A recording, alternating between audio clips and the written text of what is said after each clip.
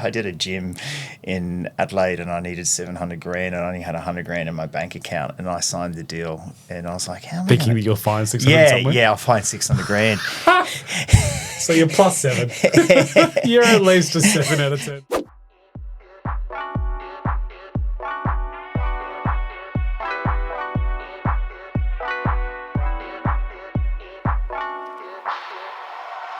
Welcome back, or welcome to another episode of the Success Times Happiness podcast. I am your host, Richard Thompson. Today, your guest is Tudor Vasile. Tudor is a hard person to sum up. He is a business owner, a philanthropist, successful in so many aspects of his life. He's a mental health awareness ambassador, and just generally a really, really good guy with a lot of insightful ideas. So I hope you really enjoy this episode. Here we go. Tudor Vasile, thank you so much for coming on the show. Thanks for having me. I'm excited. Now, I've never met someone with more fingers and more pies before, and your resume is incredibly impressive, from investor, founder, managing director, like mental awareness ambassador, spokesperson. Like, it's really inspiring, and you've brought everything that whenever we've discussed topics, it's just this enormous amount of, like, you're a sponge, like you're so much knowledge and so much ideas about certain topics, and you've already brought, you're the first guest in a year that's brought about 7 books. Oh, we can talk about so much here. This is going to be fun, man. From gratitude to business to education to, wisdom. It's just all part of the journey. So let's start it off. Yes. You're at a barbecue. You've never met somebody. Yes. They say, Tudor, what do you do for a job? What's the answer? I go to that many functions and that many events. I find that very hard to answer. I struggle with that sort of question. Sure. But for the point of the podcast is that for the choice of a better word, everyone calls me an entrepreneur. I don't. It's funny, if you ever ask an entrepreneur that question, I feel I can't say that I'm an entrepreneur. It's interesting. I kind of get goosebumps when I talk about it. But I specialise in a number of areas. So I actually have a pest management company called Trusted Pest Management, located in Brisbane, servicing clients all over Queensland.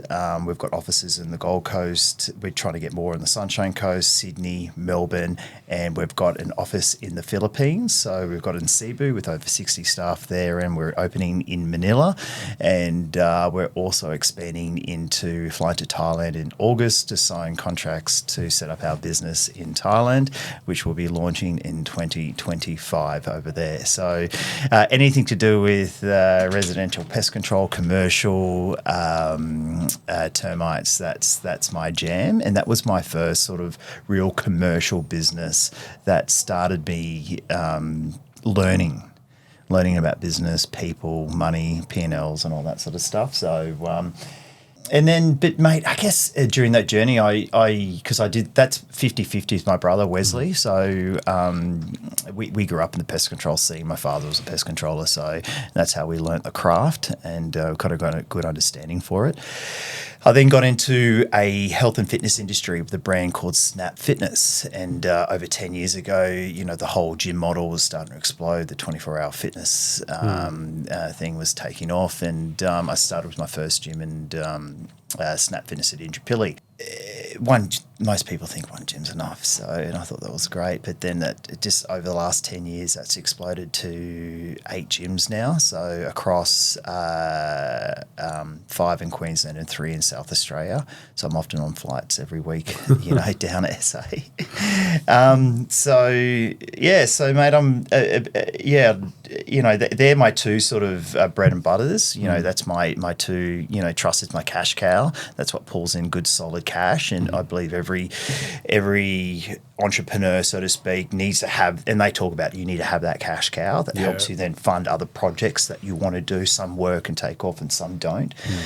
And then, mate, where I really get excited is my charity, the Mental Awareness Foundation, which I'm showcasing one of our shirts today. So Better Mental Health, One Step at a Time, which is promoting our big event called Walk for Awareness, which is the official opening event to Queensland Mental Health Week in October. We get thousands of people down there, raise hundreds of thousands of dollars, which we all give away back to mental health. We don't pull a cent from that. So and I do that for free.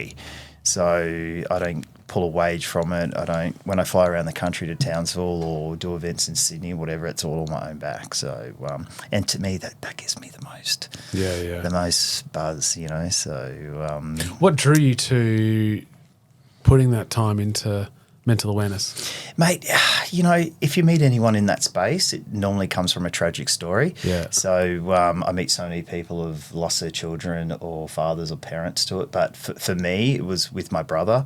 My brother's two best mates took their lives in a 3-month window. Gosh. And that was, over 15 years ago now. And, 15 years ago, mate, no one was talking about mental health. Like it's hard to believe because now it's become such at the forefront, with mental health and Are You OK Day and mental health weeks and employees as directors have to be more conscious and aware of their staff's mental health.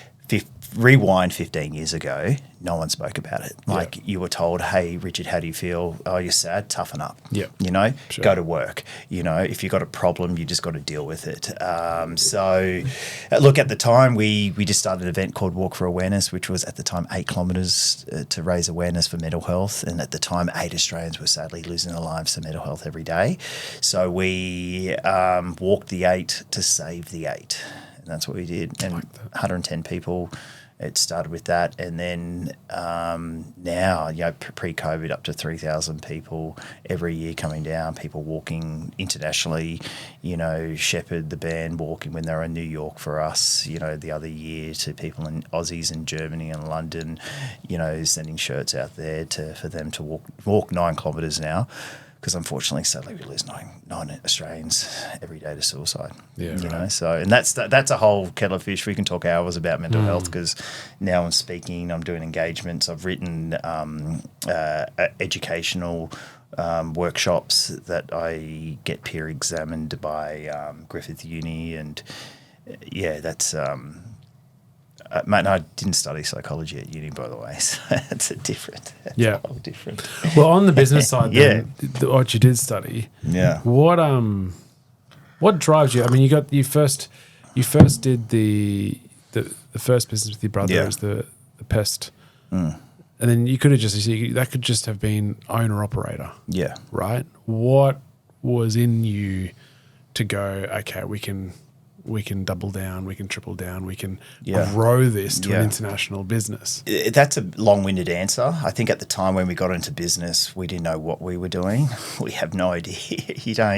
You're at that at the honeymoon stage, right, where everything is big and bold and shiny and it's great, and you're talking to clients, you're selling your product.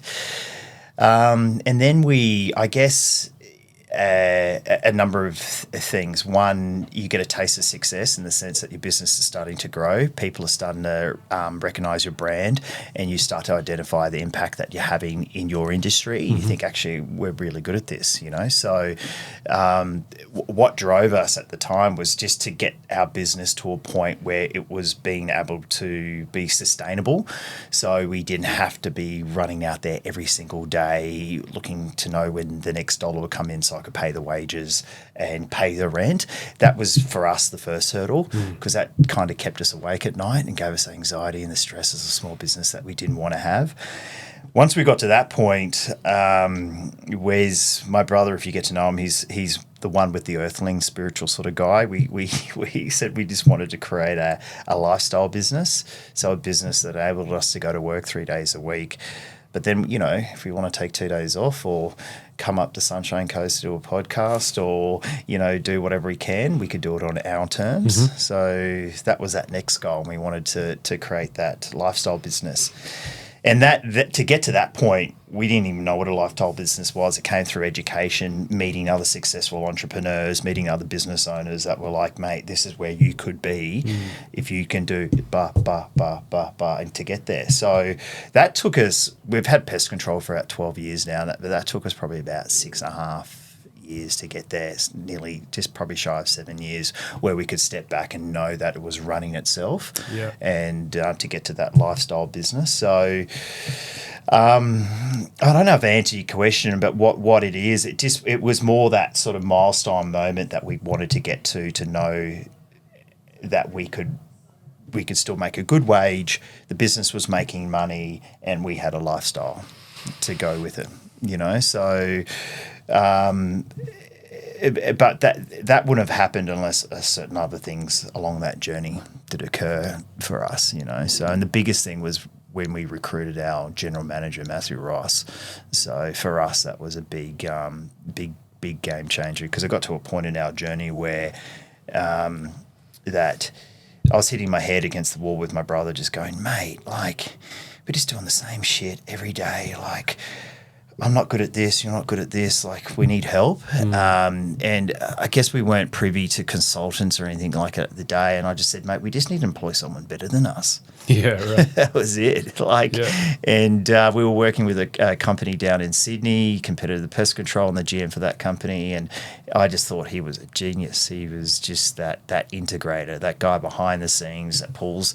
We go out there, create carnage and the big ideas, and then hand it to him, and he just puts it all together and makes it work and gets the team together, you know. So he was one of our key points of what changed our business. And there's a fair drop of removal of ego to be able to get to the point of saying we need to hire someone better than us to improve the value of the business or the direction. It took me about 6 months to let go.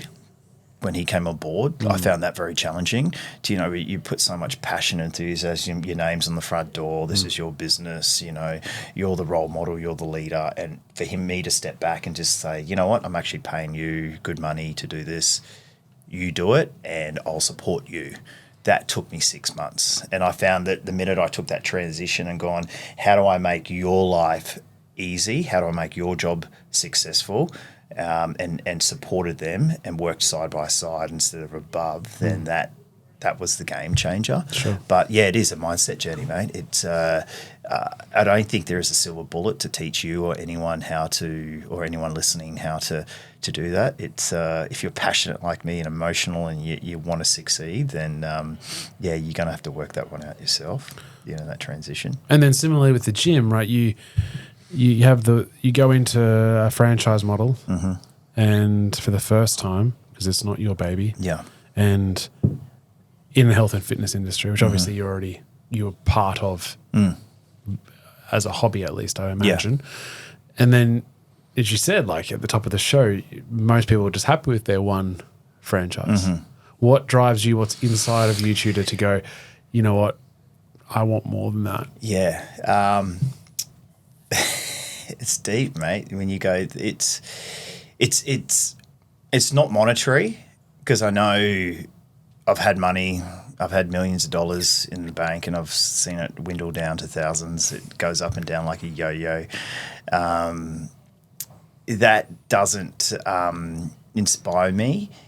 It helps, like, to have cash in the bank. It does keep you up at night when you've only got 10 grand there and you've got about $5 million out in businesses, and you're thinking, how did I do this? How did I get into this problem? It'll be fine. Yeah, that's a whole different discussion, another one we can go down to. But mate, I actually had to do some therapy on this. I had to go get some help because I just couldn't stop. My mum and dad were saying to me, you just can't stop. You can't stop. Why are you putting yourself in all these predicaments? Why you challenge yourself all the time?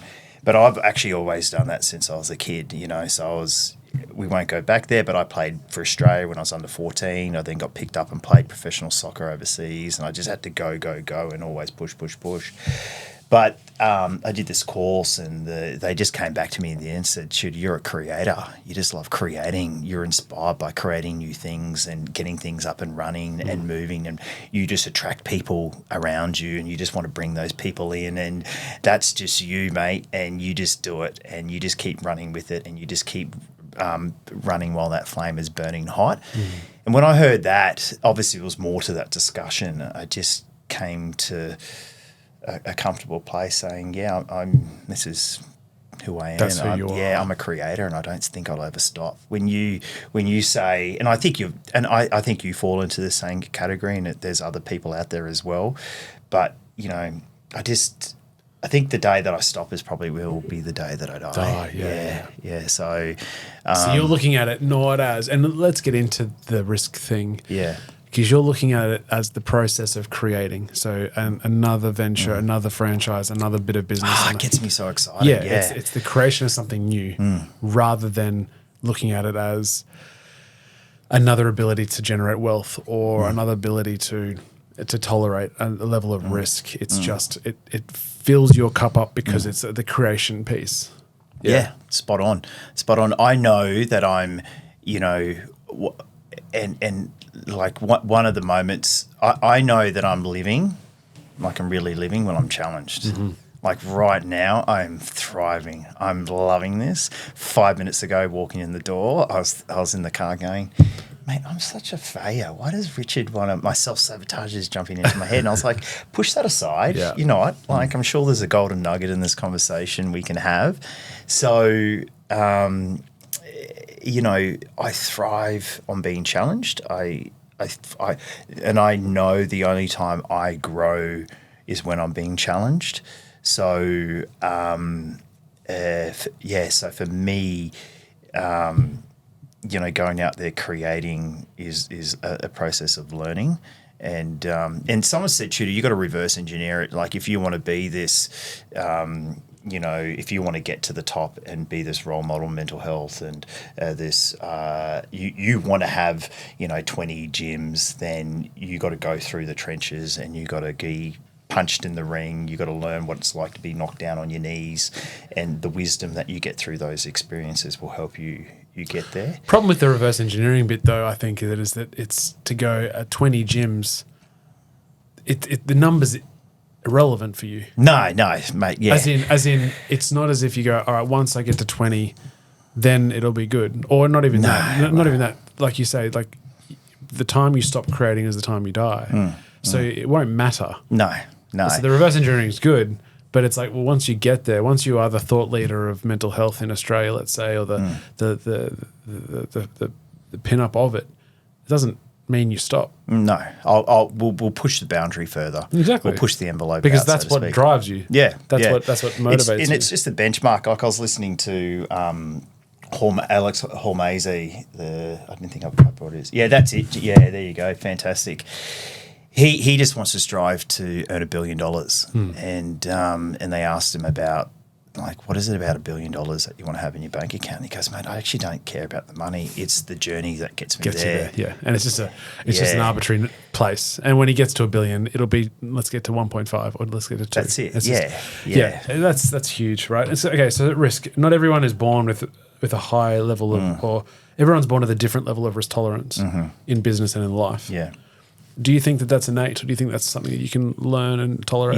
Yeah, definitely learn and tolerate, 100%. So the word tolerance in itself, so you got to harvest that tolerance. You got to squeeze it. You got to push it, and every time you do it, you develop more tolerance. And out of 10, how do you think you are? Oh, mate, I'm pretty people throw like I did a gym in Adelaide and I needed $700,000 and I only had $100,000 in my bank account, and I signed the deal and I was like, how am I thinking that you'll find 600 somewhere? Yeah, I'll find $600,000. So you're +7. You're at least a 7 out of 10. So my accountant's looking at me like,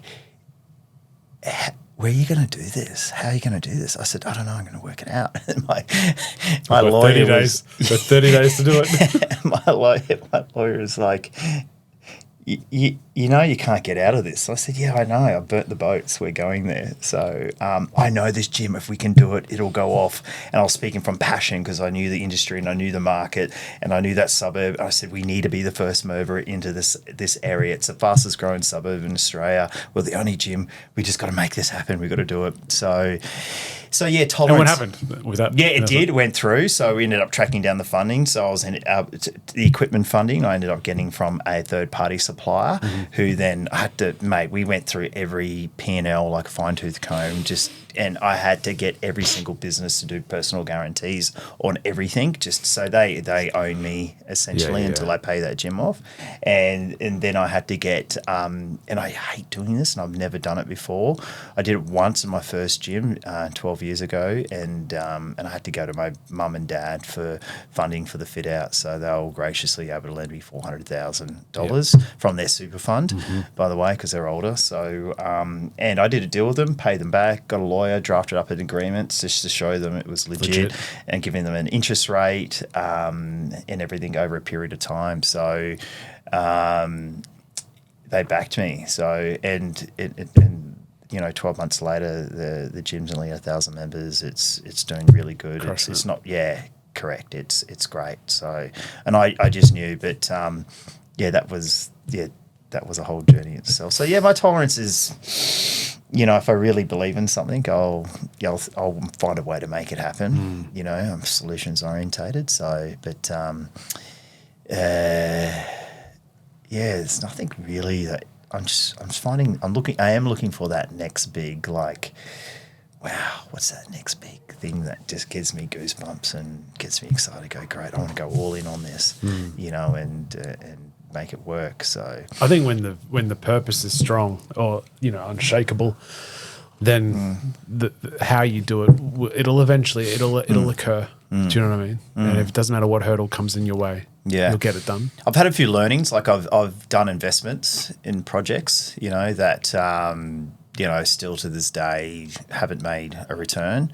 And, if you've ever been involved in angel investing in projects and, you chuck money in and then they do a re-raise a year later and then another raise, and you kind of get to a point where you're beyond return where you're like, oh, mate, like, I don't want to keep tipping in because I've already got X amount of dollars in there, but I can see the light at the end of the tunnel, but I'm not in control of that.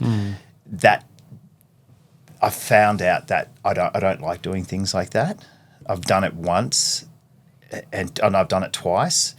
And for me now, unless I'm in control of the ship, I don't feel, unless I'm chucking things in like the, Commonwealth Bank shares or Macquarie Bank shares, that's a different story. Sure. But getting involved in angel investing is such a, what I don't like is I don't like someone else having control. Yeah, 100%. That's the creative nature of you, right? To be able to go, what's your jam is to have that control, to be able to change shape, to do the business, to create the value of it. When you're just straight up investing and you have no control over it, I know. do your head in. And because no one works as hard as the owner. And also, do you think with invest, like the purpose of that investment, and this is where I've got to in the past with investing, is you can go, I'll give you $50,000 and put that into an investment where I have no control, with the view that obviously you X times the you could 10x it in 5 years time, whatever the proposal is. But I back that I can do that better for myself. In whatever I do. Like I'm better to, and whether that's directly into capital of a venture that I'm doing, or whether that's in my own education. Like I'm always thinking, like you can think about EFTs or the stock market generally, and it's like, if you just do it consistently, you get 7%, 8% over the long course of the life, and it's like, I'd crush that if that was just for me. Like 8% is nothing. I went to a scaling up presentation years and years ago, and it resonates with me now only because I think you got to go through that journey, throwing 50 grand at something, 250 grand to really get a taste and understand an education around that piece. But someone in the audience asked this gentleman is like, if you had $1 million, where would you invest the money? Thinking he'd say, crypto or stocks or this. And he goes, mate, I'd reinvest it back in my own business. Yeah. He goes, because your business makes you, 20% return. And, you want your businesses to get to that 12 to 15 to 20% return on investment. And then, you have shares and equity within the business. So if your business is doing well, I would reinvest it back into the business. And everyone in the audience was like, wow, I actually didn't think of it that way. Yeah. We're thinking we have to diversify. And then that goes, so I get off on tangent a little bit, and then that goes off into, I met another entrepreneur the other week, and he has a $50 million gas and boiler making business, but for the big hotels and so forth. And we had a private meeting with him, and he said the biggest thing he learnt was just to stick in his lane and be really good at it. He goes, his business got distracted, and he got distracted when he diversified and got involved in too many different little things, and it just diluted his focus on his main business that was making him money. Like you said, in terms of the cash cow, right? And I think a lot of successful and very wealthy people have, and the whole position on social media and things are all about, 10 streams of income. But if you look at anyone who's really successful, they're all in on one. They might have 10 streams of income, but majority is on one level. And that's the consistent cash cow. That's the vast majority of their income or their value is from one or two major sources. They may be perceived in 10 other things because they're a face and a brand, but they might just have like a 5% share in this, but they're not running it. They're just thinking out of their portfolio, 20% is put to this I could lose it, but it could 10x. That's right. So but the majority, right. your ability to have 10 streams of income must come from a primary source. Correct, 100%. Which is you're all in and your energy's all there, and the rest sort of plays along. Yeah, nearly every entrepreneur I know has that, and they all focus on that as their core business. Yeah. That spits about the cash, and then they can either reinvest it and redeploy it. And it makes me think, like if I went back and this money I've invested in these other enterprises, if I chucked it back into my pest business, I know we would be I know we'd be in a stronger position and different, because right now we're at a point where my GM's like, Judy, spending the money, you did this, you done that. We could have bought that business and we could have bought that business. And, but honestly, I'll look back at it now and I wouldn't change it because it's only been 12 years in business with that. It's given me so much education and knowledge about it. It's we're going to be running this race for another 20 years, right, or 30 years. So at least I know where I am now through the lessons I've learnt, So you brought some books in. Yeah. I love this.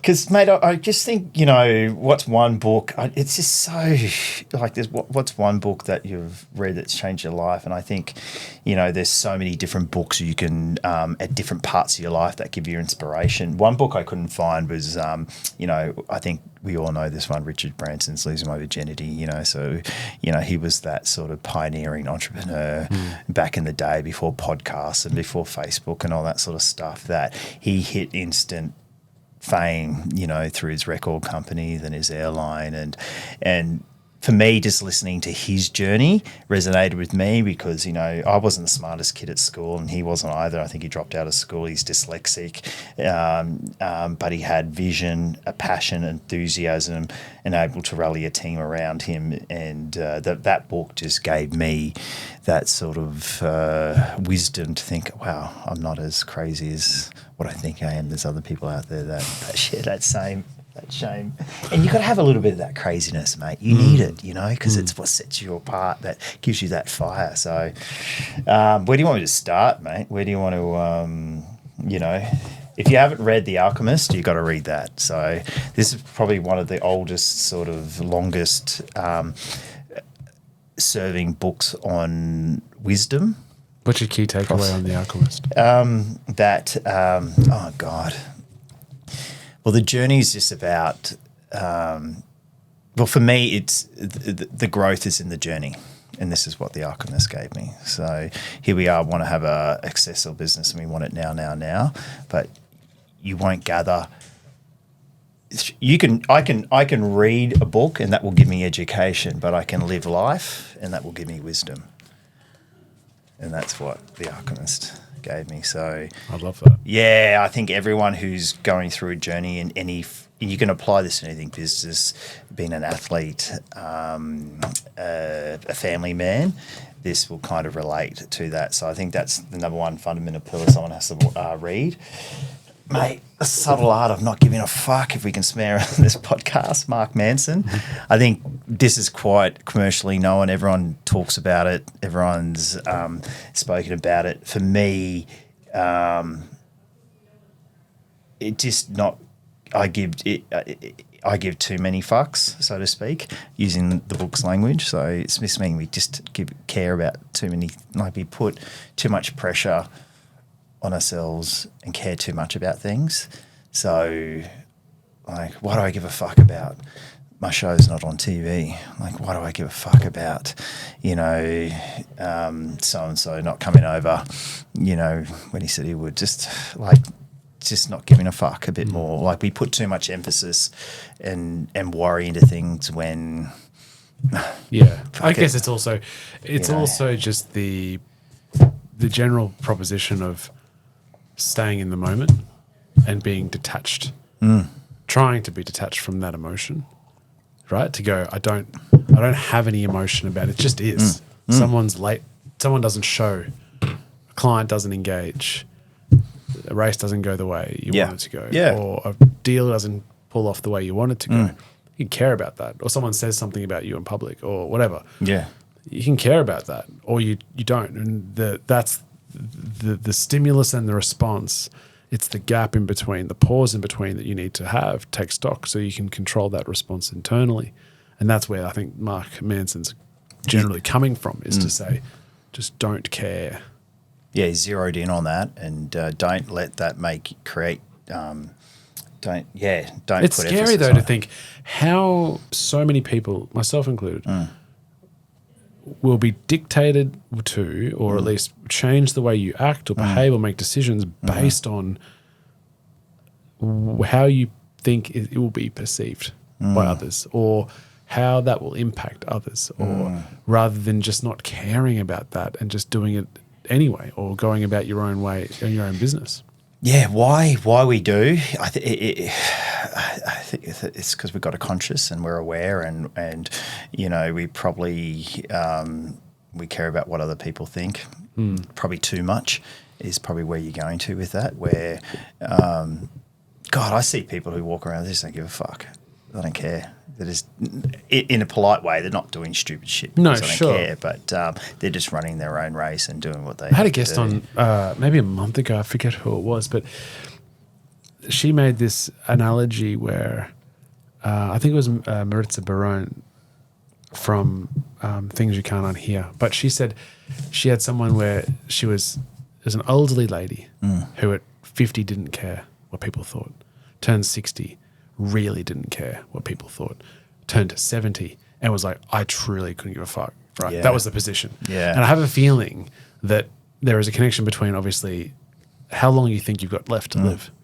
Because if we knew our demise was tomorrow, we wouldn't care what other people think because the game's over tomorrow, right?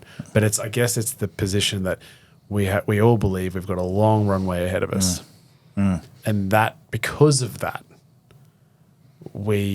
it shapes our ability to hold importance on other people's opinions. There was a saying that I heard, and this really changed me, and it was a saying that we're all born with two lives. Have you heard this one? Yeah. And the minute we realise we only have one is when we start living and the other. Yeah, and it really is true. Like, you start not giving a fuck about things and putting an emphasis and importance on stuff. And that's true, because I know now in my 40s, I don't really, the things that were so important and I cared about in the 20s and 30s, like, I can understand what my mum and dad were saying to me now. It's like, that's not important. That's not important. Yep. Just move on, But mum, it is. It is. Oh my God, this and that. And you're like, you know what? Don't. It really wasn't. Yeah. So, mate, interesting. I was in Adelaide and I was opening. I renovated one of my clubs down there, and I went out by myself, as I do a lot as I travel. I go out so much by myself. And I love it now. I actually love going out by myself. Mate asked to come out with me. I'm like, nah, it's all right, cool. I'm just going to have a drink. And this lady, this older lady, and she would be in her late 60s, she was ripping it up on the dance floor, very elegant, well-groomed hair, makeup, beautiful, and just cutting a rug on the dance floor, just having fun, grabbing people, dancing with them. And she went back to this group of ladies and came back, and I was standing next to her. I go, mate, that lady's inspiring. And she goes, yeah, her daughter passed away about 3 years ago, and she just living life now, and I just looked through that with a different lens and was like, wow. We get to choose, right? That's the point. Yeah, and I thought it took a tragic moment in someone's life to pivot them to go, wow, you know what, I'm going to start living. She might have been living before that, Sure. But for me, that's what I took away from that. And then it actually inspired me. And then I started went out there danced with her, and I grabbed other. I thought, I'm going to use this energy. I'm going to dance with other girls and this and that. And I ended up making some friends and ended up driving this couple home, dropping them off on the way home. I wasn't drink driving, mind you, for the record. And just from that one moment, just of living and that mindset change, and we all have it in us. Yeah. But it's something needs to either. I'm going off tangent. I saw a therapist because I went through a breakup, and he said to me, Tudor, 95% of the reasons why we are today come from tragedy or episodes that happen in our childhood that pivot us to start acting a certain way. So we are who we are based on our experiences from when we grow up or education and learnings. That's 5% of it, they say. So we have to then self-reflect on what happened to us as kids to make us who we are, and like what happened to you to make you want to be the best runner in the world? Was it, were you bullied as a kid, or were you criticized for something that this gave you that fire and anger to go, I'm going to prove you guys wrong. I'm going to be the best. I'm going to have an ego. I am the best. I am the man. Sure. You know what I mean? So to get to that level, it takes a certain level of intellect and motivation and fire and desire. So, and that makes sense because as a child, your brain is so quickly developing and creating neurological patterns. Yes. And so when you become an adult, majority of that is already set in stone as to how you react, how you think, how you respond, and all of that. So, and then you got to go unpack it. If it takes an impact on your life as it is today, then that's where the therapists come in and go, well, great, let's unpack that. Yeah. If you're so self-aware enough to understand that's possibly you can change that. You can get that 5% and impact the rest of the way you fire.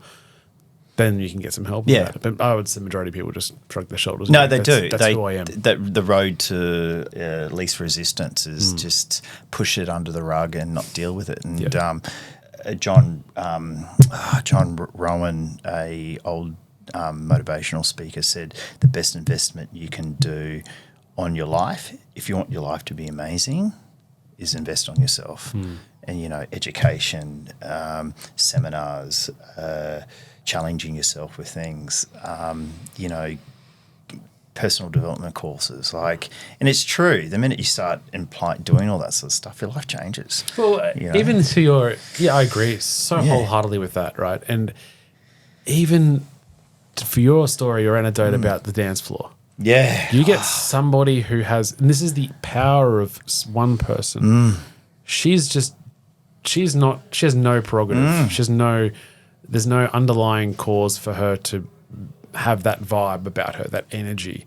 And whether she's done work, and you can't speak to her, but whether she's done work or she's deciding to show up in a certain way that has then influenced the entire room. Yeah, wow. Influenced you to get off your seat and dance on the dance floor. Talk about it now. Right? Yeah. And that is just from one person's demeanor and energy. And so if you thought, all right, I've got these businesses, or if you don't, if you're an employee and you've got a family and whatever the situation is, the power of yourself to influence and to better the lives of others is enormous. And all you have to do is look internally and go, how can I be better? How can I improve my energy? How can I improve my outlook in life?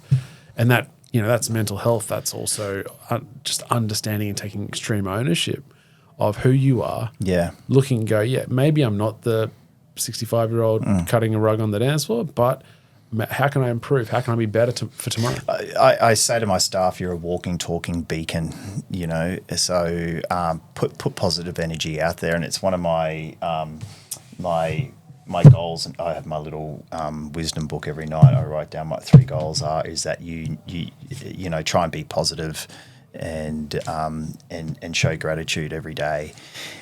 It's so hard to do that, and it's only something I've come to learn when I'm older, but the impact that you have on someone ripples through there. And look, mate, we all have shit days, and we hate our staff member because he's on his phone on Facebook over there, or he's doing this and he should be working, but you're right, recognizing that, being self-aware, and then going, cool, am I going to let that, or am I going to give a fuck about that, or am I going to keep being positive in who I am and have a ripple effect on people. So how many directly and indirectly employed or contracted, how many people do you think across the board of all your businesses? Yes. Or let's say of the 2 major ones. Yes.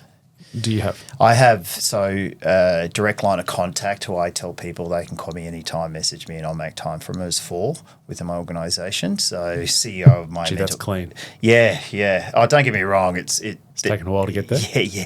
And there's still people that step over the mark and challenge me and get my time, but I have to push.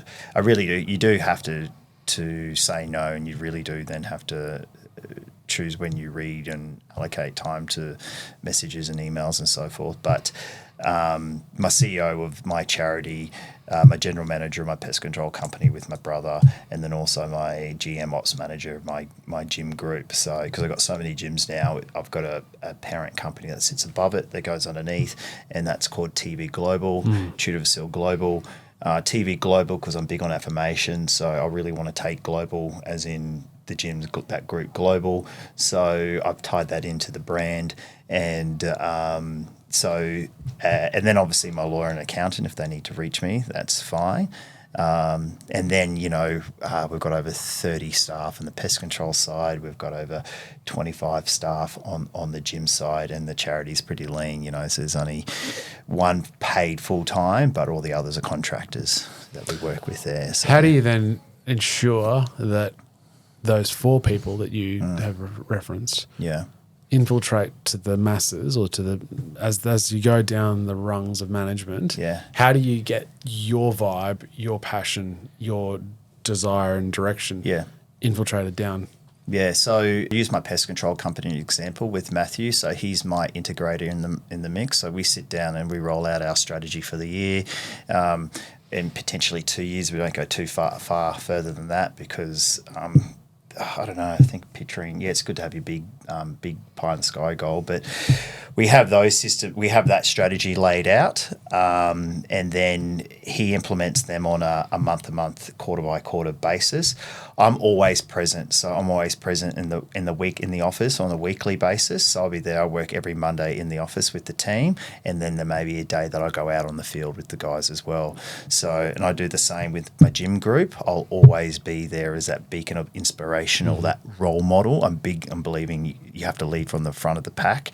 And then I'll do spot visits out and about in the gyms and show that I'm present there as well. So from those moments, they see that I'm present. They see that I'm leading at the front of the pack, and that I'm not too big to get out on the tools and dig trenches and kill termites, or come and spray an office, or, do all that stuff. Because it gets to a point that you get too big and you can't do that. Sure. I've got to be in meetings, I've got to do podcasts, I've got to do this.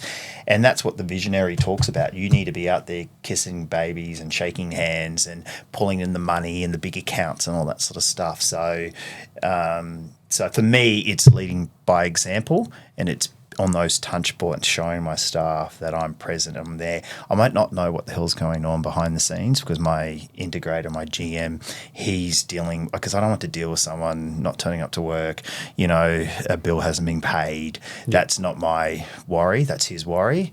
But I'll lead with the visionary, motivational leadership role. So for me, then whatever message I'm delivering at the time or inspiration, that then ripples through my team. You referenced Rocket Fuel. Yes. As a book. Yeah.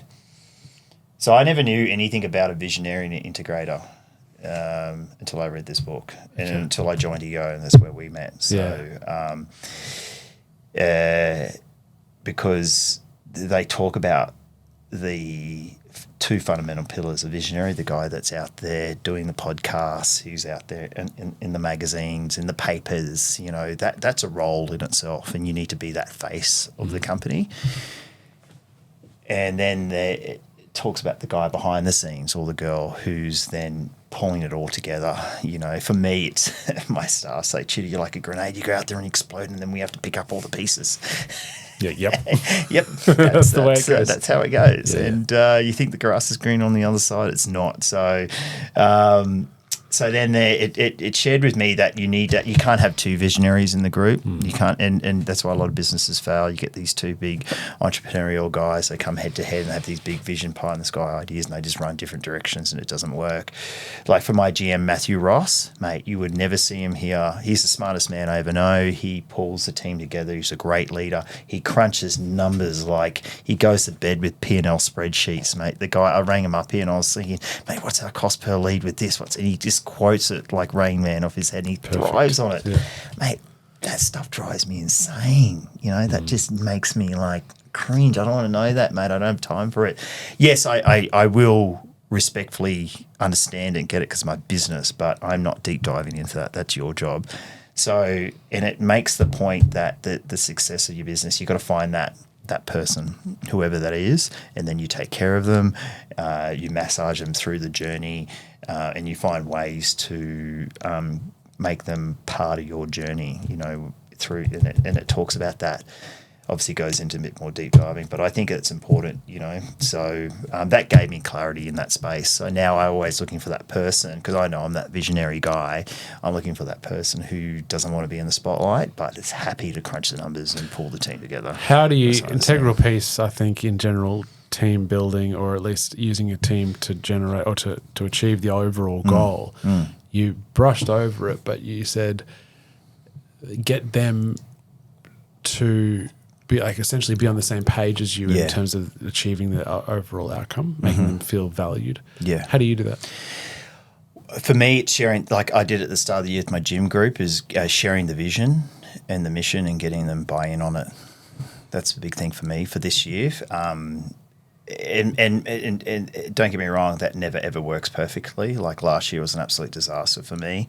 Like I turned over 11 staff. The market was so volatile in the business world last year. 2023 was just diabolical. But people chopping and changing, unemployment rates were low. People jumping jobs for the sake of $10 extra an hour. It was just it really rattled me. But to your point, it then made me realize I've got to get back to basics.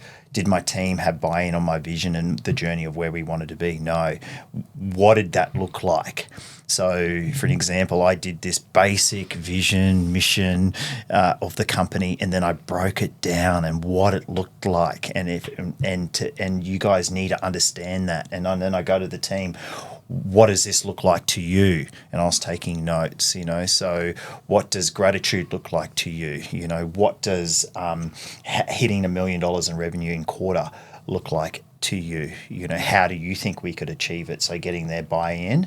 Obviously, I have the final say with the overarching strategy, but I had to share my vision, mission, how we'll propose to do it. Then I gave them the end goal of what we wanted to achieve. And then I said, can you show me how we're going to get to that end goal? I knew how to get to the end goal. I knew what I was doing. I just needed them to get buy-in, to give me their 2 cents. And we spent what I thought was going to be an hour on it. Far out. We did like 4 hours in this room. I ended up having to get lunch brought in and everything because it took off. It was fantastic. And then since then, my turnover, I haven't lost Q1's, touch wood. I haven't lost any staff yet this year. We've hit goals. Out of those 8 gyms, over 80% of them have been hitting targets month on month thus far. Well, last year I was just all over the shop like a yo-yo. And it came back to traction, actually. That's where I got it from. It's like, do your team know do they have buy-in on your vision, mission? If they don't have buy-in in it, why are they on the journey with you? So that's what I did, mate, as an example of what I did this year. And it's hard. If you're a small business owner, you don't have time to do all that stuff. Spend all weekend, visions, mission, how are you going to get there? You're just worrying about getting the next, client in the door and getting that job done and doing this. So, but for me, that was a fundamental pillar for that. So, and we've done the same with trusted pest management as well.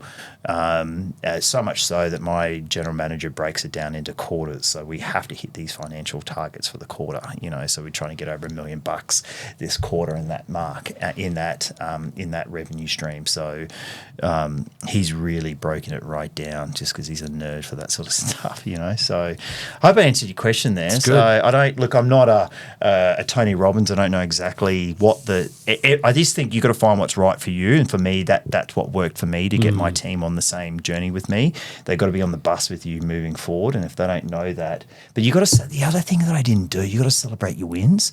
Last year, I didn't celebrate my wins. And that part of me is like, man, I just want to. Yeah, we hit it, but did you celebrate with your team? I'm like, what do you mean? Like, did you take them out to maybe basic, take them out for lunch? I go, no, like we do pizzas once a month. He goes, mate, come on. Yeah, like you spend 8-9 hours with these guys every day. You're asking them to spend a third of their life in this rooms with you. Like you may as well make it enjoyable. So chuck some money in your budget into reinvesting into your culture and celebrating your wins. So like this afternoon, we're all going down to play touch footy and just have a barbecue with the guys. And we're not taking the whole day off, just at 2 hours at the end of the day. That's an investment back into the team and the team morale. And, who knows, that person might enjoy it, stay 6 months longer at your business. So, because there's a cost for you to onboard a member and then train them up. Sure. So, that I wasn't doing that last year. So, but I had to go through the trenches last year to learn what I wasn't doing, to then realize, well, I need to do all these little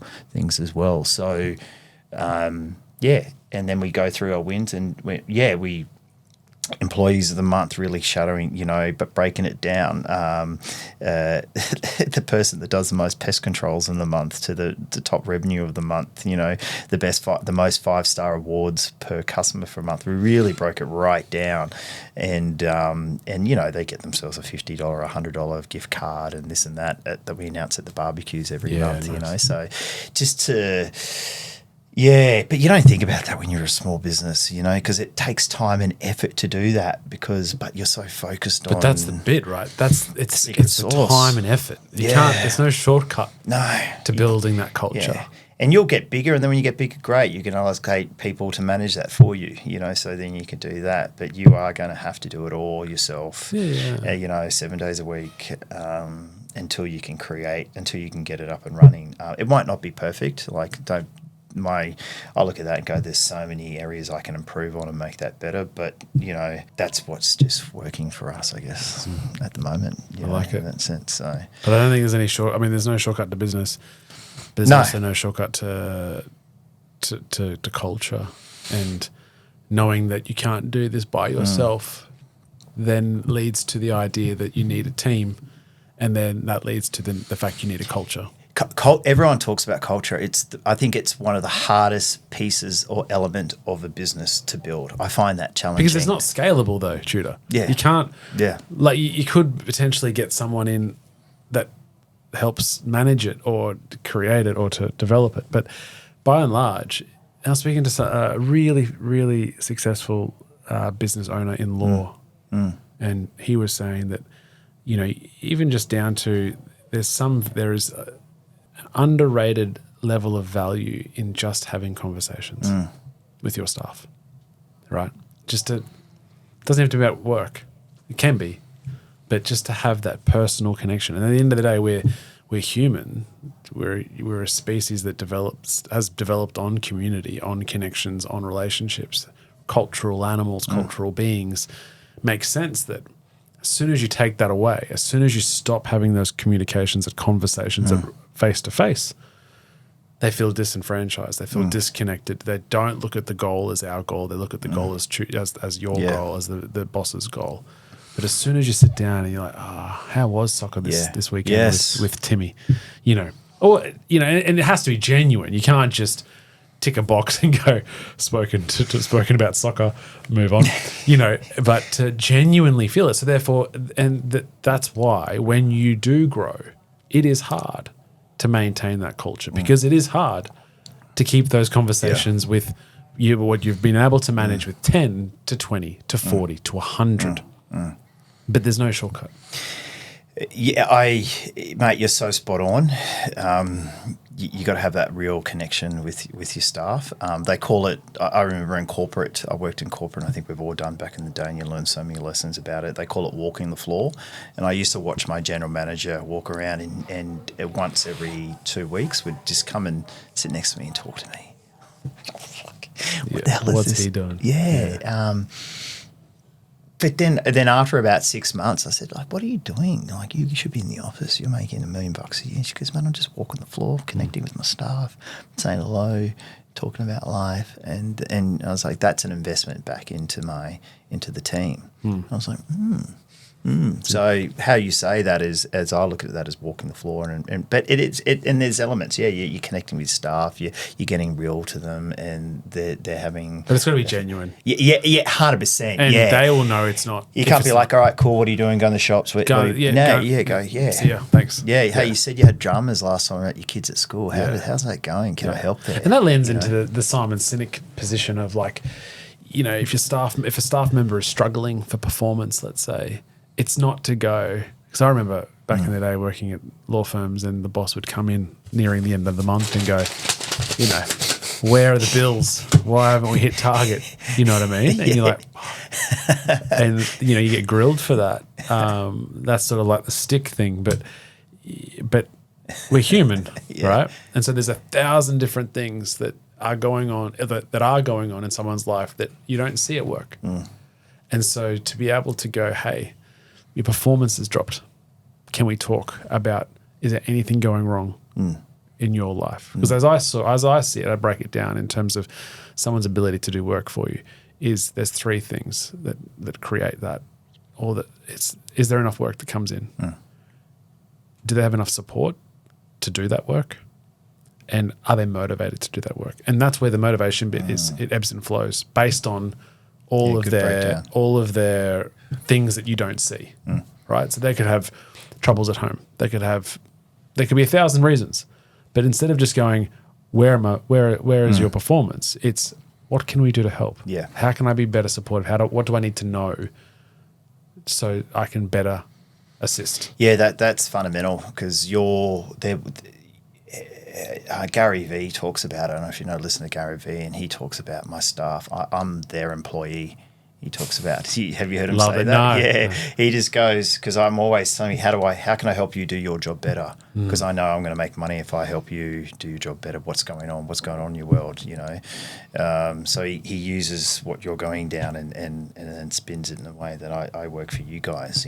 So a confronting question adding to that is I've started doing is actually having, when you have chats with your staff, is I actually say to them, mate, what can I do better to improve? If you want to get real down and dirty and raw, and they said, it'd be great if we can do this, be better at this. And I'm like, okay, I didn't think of that. Improve on this. And they start mentioning it all the time. Then you say, okay, cool, we've probably got a problem there. But I had one staff member come up to me and goes, geez, you're just too emotional, mate. You just get fiery on decisions, and you bounce back and you just throw that grenade and you get in there. And as you're crying, you're like, that's not true.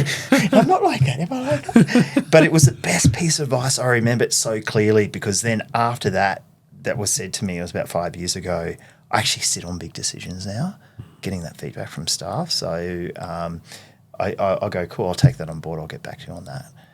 Bigger decisions. The little stuff I can tick for tack, play tennis back and forth on. But when big strategy decisions or someone comes to me with a big pay rise and it's going, mate, you don't deserve this. You got fucking all these problems, blah, blah, blah, blah, blah, blah, blah. And I'm like, all right, cool. You know what? I'm actually going to think about it, sleep on it.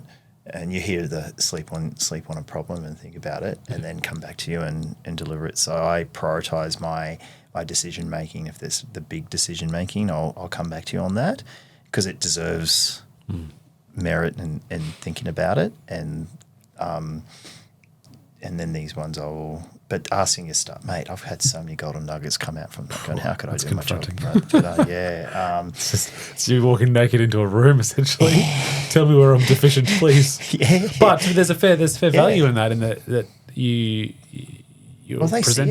presenting yourself as fallible and not perfect. And I'm happy to help and happy to learn, happy to be better. So how can I do that? Yeah. I think if you, I feel that if you think you're better than, look, you're the owner and you take a certain level of risk that a lot of these staff can't do. And at the end of the day, the buck ends with you. So if this goes to shit and comes burning down, mate, there's no one else to blame. Yeah. You're the blame, of course. So there's a certain level of responsibility you have, but if you can't be better than your staff, you can't have that ego walking into a room that I know everything. But it's also. It was like relationship advice from Jordan Peterson that said, yeah, how good's he? He said, you should take, and this is obviously in the same vein as working relationships at your job. He said, every week you should take your partner out and ask them, how have I annoyed you this week? Wow. Right? And so you're opening the position up. She's like, okay, here's the book. We don't have enough chapter time. 1, Richard, in the morning, you don't make me Monday coffee. Monday morning. Bullshit. Tuesday, I have... Coffee's made.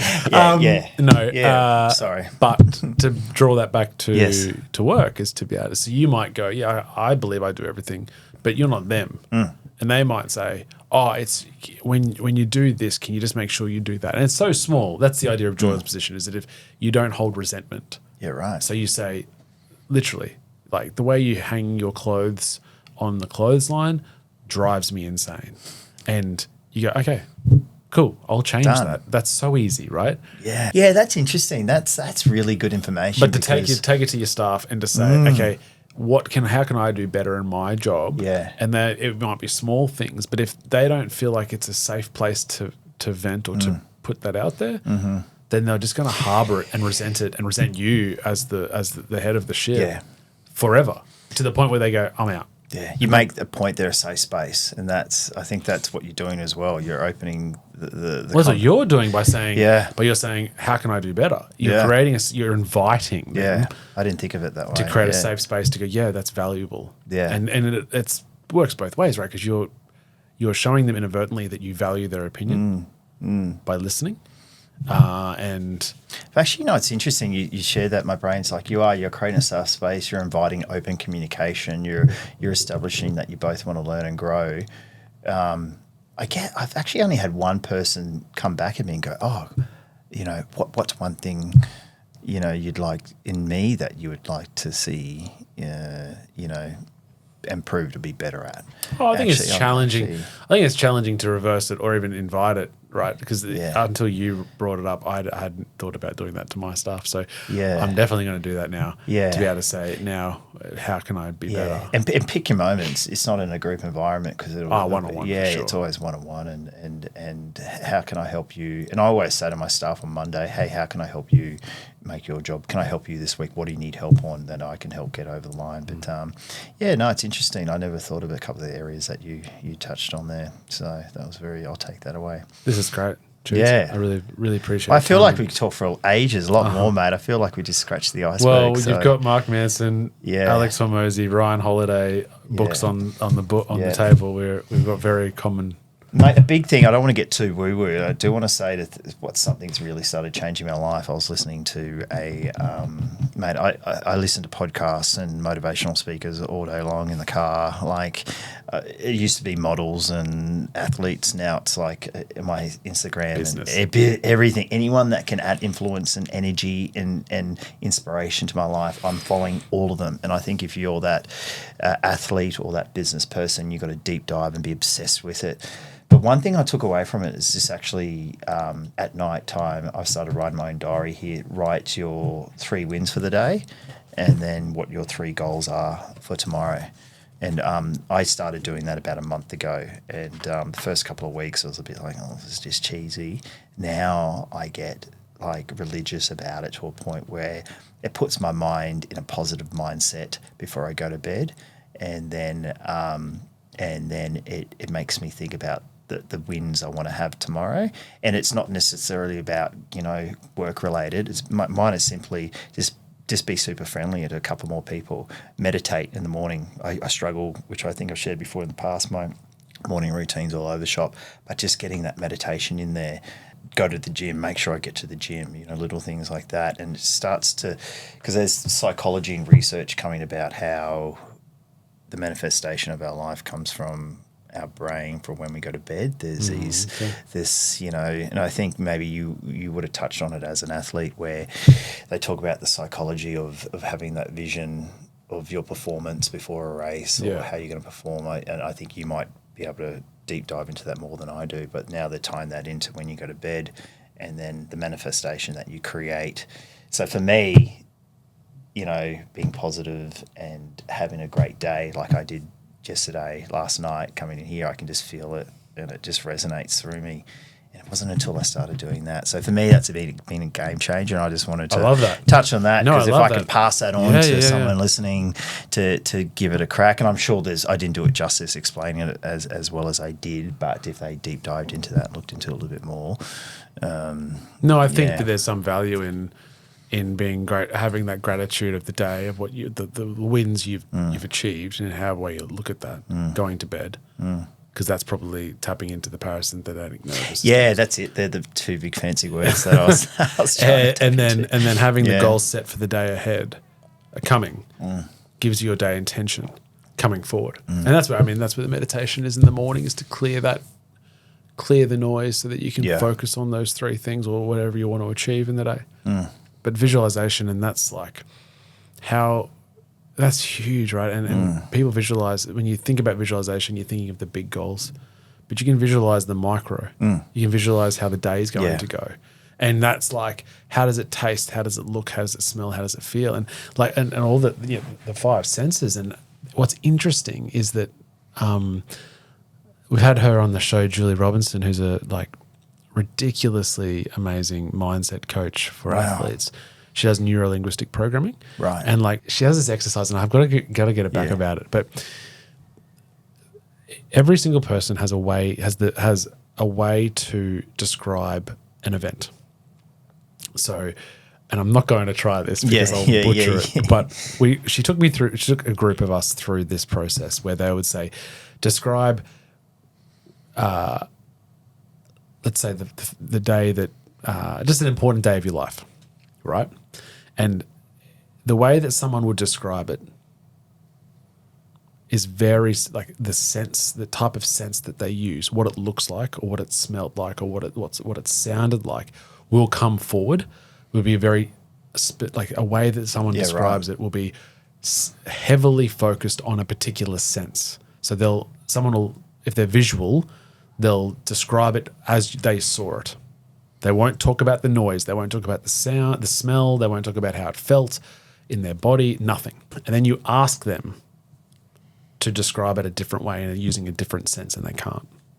Yeah, right. They really struggle to go back to that day. What were the sounds? And they're like, huh? Like they couldn't. Your brain struggles. Yeah, right. Because the way that you look at things. So then if you can tap into understanding, this is like supercharging your visualization. You tap into understanding, and when you do it, you probably do it naturally, but you tap into that. And the purpose of the science behind it all. The purpose of the exercise was more about how to talk to others and to recognize that when you're talking to somebody else, you're picking up on what type of sense they're using, like visual, audio, listening or feeling or otherwise. And then you can quickly understand, and that's on a neuralistic programming, NLP level, that's the language they use and that's the language that they can hear. So then you can better communicate with somebody. That was the purpose of it. But I do believe you can then put your visualization in hyperdrive. Yes. By understanding I'm a visual person, so therefore there's all value in visualizing the crap out of what you're trying to achieve in a day, rather than trying to waste time on, if you're a visual person, wasting time on how this feels to me, or what this smells to me, or what this sounds to me. But powerful. Well, I speak to so many. I've spoken to a number of high performing athletes, and part of their training is visualization. Huge. It's huge, and I can only imagine you would have done it. How you run a race, how you perform in a certain part of the race, or how you take a corner, or how you see yourself celebrating the wins of the match. It's but we don't tend to apply it to our life. I think the main reason why that helps is because it gives you scope or perception when dealing with challenge. Yeah. So you talked about TV Global. Yes. Right? So you're already visualizing through words, but in your mind that this gym management company is going to be more than just Southeast Queensland and South Australia. It's huge. So by doing that, by visualizing that, then when challenges come up, you're like, oh, that's a nothing challenge because I'm looking at this at a much broader level. Or when you go, I want to be the world's best, then when push comes to shove in any particular session, you're like, well, of course, we're here to be the world's best. We've been thinking about we it. want this to be hard. You're pushing your tolerance out there. You're pushing your resistance from your mindset. That's almost going back to that whole risk tolerance 100%. question. Now you're like your vision tolerance or your vision tolerance. It's like, well, oh no, I only thought I could. I don't want to go out of Brisbane, mate. No, I'm going to go run in Hawaii, or I'm going to go do this. I've been thinking about this for years. So now I'm here. It's interesting, the risk tolerance level. I said to you, what do you want out of 10? Out of 10. That scale is subjective. Yeah, it is. To the world, right? But by visualizing, you might be an 8 out of 10 relative to everyone else on the scale and the bell curve. But by visualizing the crap out of it, similar to your example about the one in Adelaide, where you're like, that's the place we want. I'm going to sign it. It's unconditional. I'm going to find the money somehow. You'll visualize it so much that you've now made that 8 out of 10 risk decision into a 1 out of 10. Yeah. Because you've just seen it. And that's the value of it. Spot on. You're right. Yeah. So you probably don't look at yourself as a risk taker. No. Because you're like, I'm visualizing this so hard that there's no risk anymore. It's going to happen. It's just a matter of how. And that's the value of it. Oh, I love this chat. I love talking about this sort of stuff because big picture thinking. I thrive on that sort of stuff. And if you can see it and you can believe in it, you'll get it because you'll find a solution. You will make it work. You'll get the team behind you, and then that goes back to like if you don't see it, don't do it. If you don't have that exactly vision, right, and that's the trust in your own gut to go, this isn't for me. Yeah, this isn't my purpose. This isn't what I want. Because as soon as it gets real challenging, you'll and that goes back to in business learning to say no. Like my brother says to me, I used to get excited about everything, and he used to go, mate, there's an opportunity coming at us every day. So there's another one around the corner. Yeah. Okay, so if you're not seeing it and believing it, just say no. But it took years to practice to get to that point. Tudor, this has been great. Yes. We might need to get you on again. I want to come back in 10 years' time when I've gone through the journey and I've weathered the storm a little bit more, and I've been punched around in the ring and business and everything else, because that's what I think business is about. It's about jumping in the boxing ring, taking hits, getting knocked down and getting back up again. So I feel like I could add a little bit more wisdom to your podcast. I love it. Your listeners in a decade or 5 years' time. Love this. All right. Fast five. Yes. What does happiness mean to you? Mate, that was the hardest question when you relayed that to me. I've taken notes because I had to it took me an hour to write this response, okay? So I'm not your typical woo-woo sort of person. Happiness for me, to be honest, I'm still working on it. It's a journey for me, and I think it applies to different parts of my life. But I had... First of all, I love working at my charity. getting out of bed and like yesterday doing a presentation to a business and talking about our Spot Speak Support mental health workshop. Don't get paid for it. I love delivering it. I love being able to have an impact on someone's life. That to me makes me happy, doing that. Challenging myself every day. Like right now, doing my very first ever podcast. Look at this. Yeah, killing the cherry, it as well, mate. I'm by the here. Thank you. Appreciate that. Yeah, I'm just, mate, I think I've challenged myself. So to me, I know I'll jump in the car and just go, wow, that's amazing. Like the adrenaline, the rush from that is just made me so happy. So I'm so grateful for you for giving me this opportunity to do that. So It took a little bit of convincing. it did. It took months. I pushed your message to the side, and I was like, "Oh, Tudor, why are you like?" And it made me think, "Why are you like this?" I love being challenged all the time. So, and I break it down like what makes me happy. My morning routine, if I get that right, I'm winning. So I win the morning, win the day. Have you heard that scenario before? Yeah. So getting up, meditating, reading, getting to the gym, having my cold shower, eating clean, getting on top of my emails, and then bang out the door. I'm superhuman. I'm done. I've kind of now I can take on stuff and feel like I've got that part. And it took me till my late 30s to work out that whole win the morning, win the day to make me, and that's what makes me happy. Yeah. So. Mate, I got so many different, spending time with family, personal development, money doesn't really make me happy, but it sets a benchmark of the journey I want to go along. So love that. Yeah, I hope I answered that question. That's good. Yeah. What does success mean to you? Once again, I found this really, really hard to answer. I break it down into categories. So, success is just a way to help enable me to grow. If I'm growing, I'm succeeding. I broke it down into 3 categories: business, family, and personal.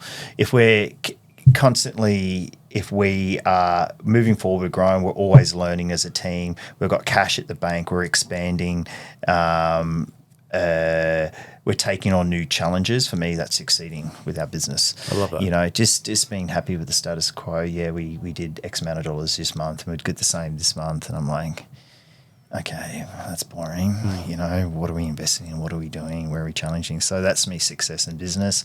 Family, I'm a family guy, not so much need to be around all my friends all the time. So I've been around my family and supporting them is in watching them on their journey of success. And then personally, just working on myself. Like doing this is a massive success. Just getting the fundamentals done for me, the morning routine, the gym, the meditation. Yeah. I love reading the paper. I love reading politics. If I can get that done in the morning, I'm taking off. Yeah. So out of all the books on the table, number 1 book you like to gift? Yeah. So that's why I bought all of them. I can't give you that. All of them. Sorry. Every book has had an impact on me in a certain part of my journey, and they continue well. And this is only half of a quarter of what I've got at home. But I'm big in the podcast now. Listening to all of them, from Tim Ferriss to Tony Robbins to Joe Rogan.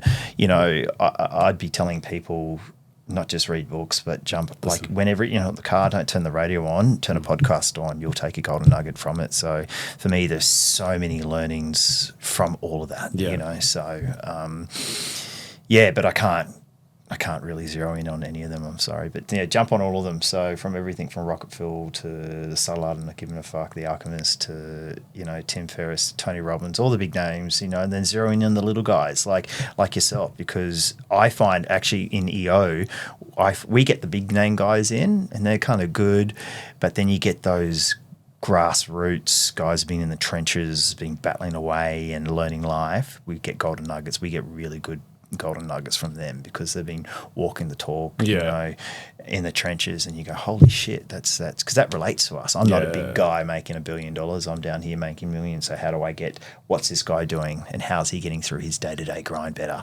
That I can take more from relatable. That. Yeah, correct. It's like when I first met you, I really wanted to know your morning routine. I don't know if you remember that. So I was the microwave eggs guy to get it efficient. That's right. Remember that?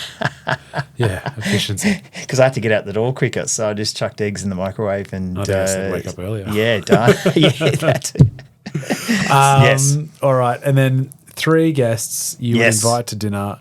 not your family and friends, who are dead or alive, who would you go? Mate, I really love, like this, mate, I'm coming from a performance background. I studied drama and acting at university. I love Hugh Jackman. Mate, the guy is a triple threat. He's a high-performing artist. He's educated. He studied journalism. His family are all journalist background. He speaks with elegance. When I listen to him, every word he says is inspiring. His journey and his story is amazing. So he's an entertainer. I did a film. Have you remember that movie called Australia with Baz Luhrmann and Nicole Kidman came out, and I was studying drama and I got a one-word scene on it. Oh, amazing. And I had to bid to dance with Nicole Kidman, and I yelled out £5 and everyone laughed at me.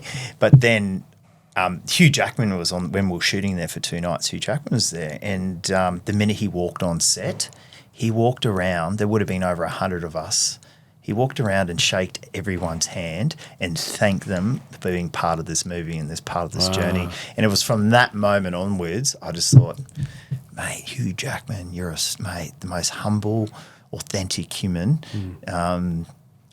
That is amazing. Where I saw Nicole Kidman, lovely, she didn't say anything to anyone. It was just her and Baz Luhrmann. They were just doing their thing. And look, you got to be in the zone. You got a job to do, and I get that. But she was just a different energy. Who else? So Elon Musk. I think we all, the most successful entrepreneur in the world. He is the most richest man in the world at the moment. He is pushing boundaries. I just love to sit with him for a day and see how his vision and ask him about his risk tolerance is, wouldn't that be an inspirational guy to have there? So, and mate, I'm a bit of a politics nerd, so I don't know if you're into your politics. So I had here John Howard. So he was, I think, a pivotal part in Australian history where he went against his party's values and brought in the GST, and when he said he wasn't going to do it, he was pivotal when he went to Iraq and the decision making behind that.